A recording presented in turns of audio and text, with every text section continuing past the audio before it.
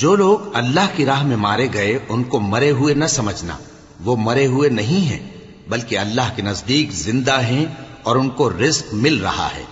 جو کچھ اللہ نے ان کو اپنے فضل سے بخش رکھا ہے اس میں خوش ہیں، اور جو لوگ ان کے پیچھے رہ گئے اور شہید ہو کر ان میں شامل نہیں ہو سکے ان کی نسبت خوشیاں منا رہے ہیں کہ قیامت کے دن ان کو بھی نہ کچھ خوف ہوگا اور نہ وہ غمناک ہوں گے، اور اللہ کے انعامات اور فضل سے خوش ہو رہے ہیں، اور اس سے کہ اللہ مومنوں کا اجر ضائع نہیں کرتا جنہوں نے باوجود زخم کھانے کے اللہ اور رسول کے حکم کو قبول کیا۔